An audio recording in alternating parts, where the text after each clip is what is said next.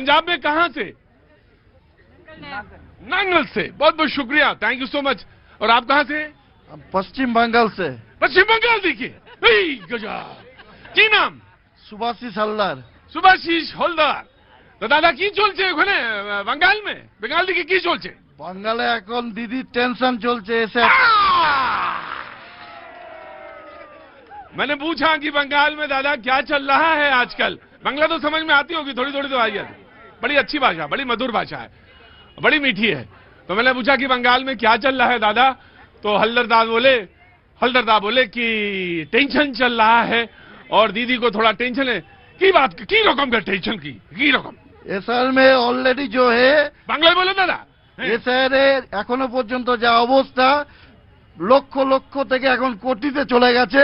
এখন সেই ভোটগুলো যে গেছে এখন দিদি রাতের ঘুম চলে গেছে। अब ये नहीं समझ में आया होगा आपको, नहीं आया होगा, ये मुझे समझ में आया। सुनो, मुझे तो समझ में आ गया लेकिन मैं बताऊंगा नहीं, मैं जरूर बता दूंगा। मुझे थोड़ी बहुत बांग्ला समझ में आती है जी, क्योंकि मुझे बंगाल जाना भी है अभी। ऐसा नहीं है कि डिफिकल्टी कश्मीर में आती, कोई दिक्कत नहीं आती। मैं आप कश्मीर से हैं, है नहीं? कहां से हैं आप? श्रीनगर से। पहले तो मैं आपका बहुत बहुत शुक्रिया, थैंक यू सो मच। और मैं आपको यहाँ पे शो में बहुत बहुत खैर मकदम करता हूँ, थैंक यू सो मच। आप सारे परिवार के साथ आए, बहुत बहुत। क्या नाम है साहब आपका? मेरा नाम है नजीर अहमद वानी। नजीर अहमद वानी। दोनों को पकड़ के किनारे रख ले जाऊंगा, भाई से पूछो। बेवकूफ कहीं का। बहुत बहुत शुक्रिया। दादा ने बोला कि जो लोग जा रहे हैं बंगाल बॉर्डर पे पहुंच रहे हैं, इसकी वजह से लोगों को, दीदी को दिक्कत हो रही है, टेंशन हो रही है। एसआईआर चल रहा, वो कहने एसआईआर चल ना दादा। तो एसआईआर की वजह से जो लोग बॉर्डर पे जा रहे हैं, उसकी वजह से लोगों में वहां पे दीदी को बहुत टेंशन है। मैं आ रहा हूं। लेकिन ये मुद्दे तो हैं, लेकिन उससे बड़े कई मुद्दे हैं जिन पे बातचीत जरूरी है। यकीनन आज तो बातचीत इसी पर होगी या दाएं बाएं होगी। हाँ, मुझे मालूम है बेटा, मेरे कान में पड़ गया अरावली, है ना? मेरे कान में पड़ गया अरावली। यकीन नहीं, बिल्कुल जरूरी है मेरे लिए, मेरे हिसाब से भी बहुत जरूरी है जितना रहना पर्यावरण है। और मुझे एक बात की बेहद खुशी है, लगभग 27 बरस से मैं ये शो करता हूं, इस तरह का शो। लेकिन इस तरह के शो को अगर मैं मानूं तो 2006 से मानता हूं मैं, कि 2006 से और 7 से मैंने इस तरह के मुद्दे शुरू किए, इस तरह का शो। और तब मैं यमुना, बाबूजी सुन लीजिए, बाबूजी सुन लीजिए, आप तो बूढ़ा तोता हो गए, लेकिन मुझे अपने बच्चों के लिए बात कर लेने दीजिए। जब मैं 2006 में बात करता था यमुना नदी पे, तो शायद इक्के दुक्के लोग आते थे नदी पे बात करने के लिए, बहुत कम। हालांकि आंदोलन होते थे, पानी पर बहुत सारी चर्चा होती थी, लेकिन बात करने के लिए बहुत कम लोग आते थे। तो मैंने सोचा कि यमुना के घाट पर शो करने चाहिए, और मैंने यमुना के घाट पर शो, मैंने ये कहा कि घाट पर जब लोग आएंगे तो लोग इस नाते वहां नदी को भी देखेंगे, यमुना को भी देखेंगे। लेकिन आज मुझे एक नवयुवक, किसने बोला था कि अरावली पे बात होनी चाहिए? जी, क्या नाम है आपका? जी, मेरा नाम अमन शुक्ला है, मैं प्रयागराज से हूँ। जी बोलिए। सर, अभी तो जीने जैसा हमारे पास कुछ भी नहीं है। शुद्ध हवा, शुद्ध पानी, शुद्ध भोजन, 3 ऐसे मूलभूत चीजें हैं जो एक मनुष्य को जीवित रखने के लिए जरूरी है। क्या क्या चीजें?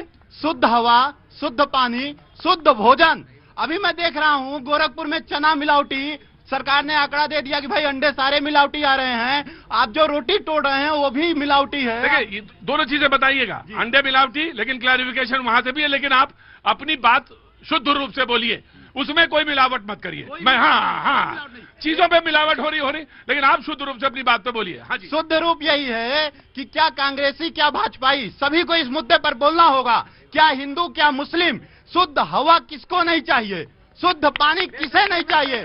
शुद्ध भोजन किसे नहीं चाहिए? और वर्तमान जो विकास का मॉडल है, जब से आजाद भारत हुआ और आज तक हम जिस नाव में बैठे हैं वो नाव ही जर्जर है। फिर आपको विचार करना होगा विकास का मॉडल ही हमारा गड़बड़ है। जब तक प्रकृति केंद्रित विकास की बातें नहीं होंगी, जब तक प्रकृति केंद्रित व्यवस्था की बात नहीं होगी, जब तक प्रकृति संवाद नहीं होगा, जब तक प्रकृति बोध नहीं होगा, जब तक युवाओं में यमुना के और गंगा के और ब्रह्मपुत्र के प्रति प्रेम पैदा नहीं होगा, तब तक ये समस्याएं आपके सामने मंडराती रहेंगी। पूरे भारत की यात्रा कर लीजिए, मैंने किया यात्रा और ईमानदारी से बता रहा हूं, कोई भी नदी अपने उद्गम स्थल से केवल 10 किलोमीटर तक शुद्ध बची हो तो आप कह सकते हैं, बाकी सारी नदियों का पानी आप उठाकर अपने हाथ से पी नहीं सकते। किसी के ऊपर आरोप नहीं लगाना है कि ये सरकार गलत है या वो गलत है, हमारी व्यवस्था ही गलत हो गई है। आज सभी व्यक्ति जूझ रहे हैं, हर व्यक्ति शारीरिक और मानसिक रूप से चिंतित है, सबके शरीर में तनाव, शरीर में कष्ट है रोगों के कारण,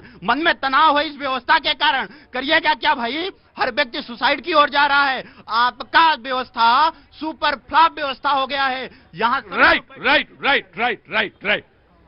और कॉन्ट्राडिक्शन देखिए दादा, कॉन्ट्राडिक्शन देखिए कि ये वो मुल्क है जिसने सबसे ज्यादा प्रकृति के बारे में सोचा, जिसका पहला मंत्र ऋग्वेद की पहली ऋचा अगर होगी, ऋचा उसे कहते हैं समझ लो जैसे श्लोक, वो पहला श्लोक अगर कुरान शरीफ के मार्फत बात करें तो आयत, तो वो पहली अगर ऋचा होगी तो वो प्रकृति को समर्पित होगी। ये कॉन्ट्रडिक्शन है।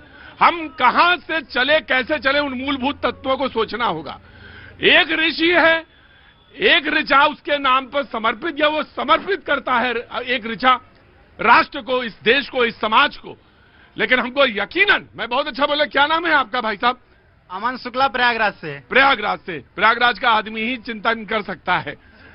आप तो ऐसी जगह के हैं, दो नदी तो दिखती है, तीसरी नदी आप बताते हैं, हम लोग मानते हैं। मानना पड़ेगा। अरे हाँ, मान भैया, इलाहाबाद का आदमी है तो कह देता, हम मान लेते हैं। दिखता नहीं है, नदी दिखती नहीं है, लेकिन हम मानते हैं क्योंकि वो अंतस है, वो अंदर बह रही है, वो ज्ञान है।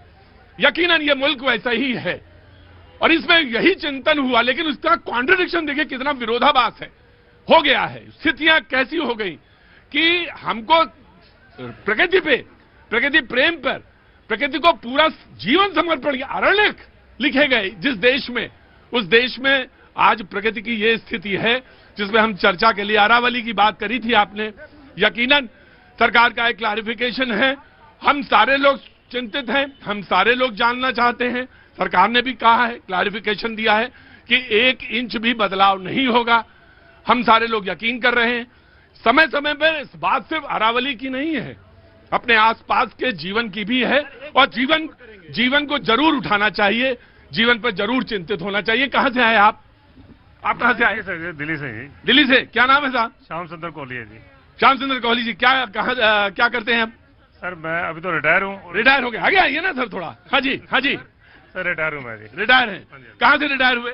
सर अपना प्राइवेट काम था। प्राइवेट काम था, अब रिटायर हो गए। बच्चे सब सेटल हो गए? बिल्कुल सेट, टनाटन से। सर समाज अब टनाटन हो गया तो आप समाज के लिए टनाटन करिए अब आप। सर कर रहे हैं और देख रहे हैं, तभी आज मैं 5वीं 6ठी बार आपके पास आया हूँ जी। जी बिल्कुल, मैं मेरे पास आए या ना आए, आपको फोटो देखते हैं वहाँ पर टीवी में, लेकिन आज टाइम मैंने कहा निकालना है और सबसे पहले वहाँ पर पहुँचना है। सर बहुत बहुत शुक्रिया, लेकिन मैं एक बात कहना चाहता हूँ, मेरे पास आने की जरूरत नहीं है।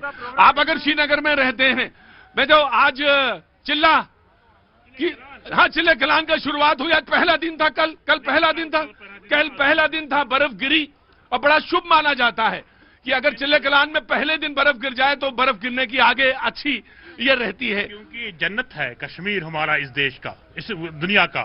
ऑफ कोर्स इस पे यकीनन हम ही हस्तो जी बिल्कुल, इसमें कहीं दो राय नहीं, जन्नत है वो। लेकिन सवाल ये, जन्नत को बचाए रखना हमारी जिम्मेदारी है। और सिर्फ यही नहीं, जंगल हमारे लंग्स हैं, तो वो जंगलों को क्या हो रहा है, पर्यावरण पे क्या हो रहा है, ये मौसम, ये फिजा, ये सब आप हम सारे लोग जानते हैं। चिंतित है ना आप भी? बाबूजी इधर देखिए मेरी तरफ, चिंतित है ना? क्या नाम है? नरेश कुमार जी। मैं बस ये कह रहा था आपसे कोहली साहब कि हमारे पास आने की जरूरत नहीं है, मैं कोई बहुत बड़ा चिंतक थोड़ी ना हूं। मैं तो की बात नहीं है, मैं ये सिर्फ मेरा मोहल्ले में ये होता है, बोल नहीं सकते कुछ इस बारे। नहीं वो तो अच्छी बात है, रुको यार कम से कम बात तो कर लें दो मुझे। कोहली साहब आए हैं 4 बार 5 बार, एक बार तो बात कर ले कम से कम। आज ही बात हो रही है जी। हम तो पहली बार आए हैं, कई लोग 3 घंटे से आपका इंतजार कर रहे हैं प्रोग्राम देखने। क्या नाम है भैया? फरीदाबाद, चंद्रपाल किरण।